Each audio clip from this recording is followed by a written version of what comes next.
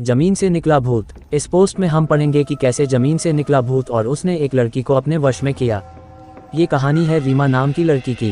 रीमा जब छोटी थी तभी से उसको भूत प्रेतों की कहानी पढ़ना, उसकी वीडियो देखना ये सब बहुत अच्छा लगता था। रीमा को जितना भूतों के बारे में जानना अच्छा लगता था उतना ही वो भूतों से डरती थी। थोड़ी सी भी आहट सुन के वो डर जाया करती थी।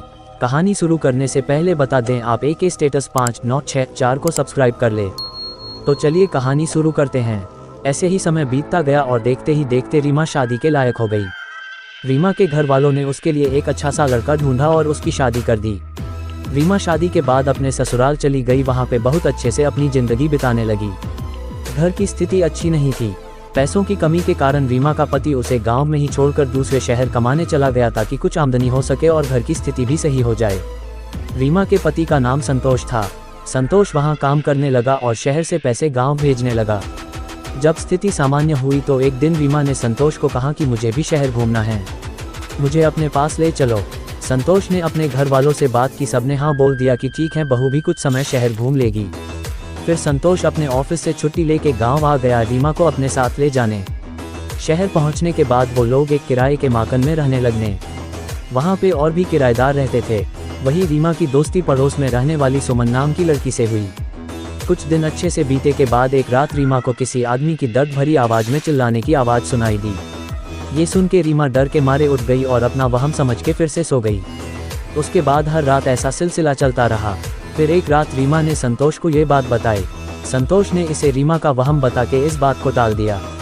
एक रात संतोष काम के सिलसिले से बाहर गया हुआ था और रीमा उस रात अकेले सो रही थी। तभी अचानक उसके पलंग के पास एक परछाई आके खड़ी हो गई और रीमा का नाम पुकारने लगी। रीमा घबराकर जोर से चिल्लाई।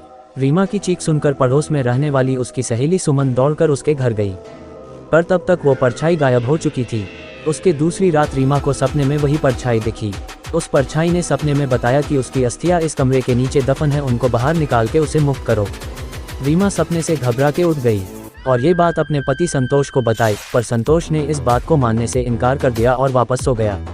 दूसरे दिन जब संतोष अपने काम पे गया तब रीमा ने उस कमरे की खुदाई करना चालू कर दिया, पर उसे वहाँ पे बस एक बॉक्स मिला। रीमा ने जैसे ही उस बॉक्स को खोला उसमें से तेज आवाज के साथ एक काला साया निकला और वो रीमा के शरीर में घुस गया। तभी से रीमा की जिंदगी बिल्कुल नर्क बन गई। रीमा ने सबसे बात करना बंद कर दिया। बार बार उसे नशा करने का मन करने लगा। कितना भी खाना खा ले वो उसका पेट नहीं भरता था। ये सब देख के संतोष परेशान होने लगा।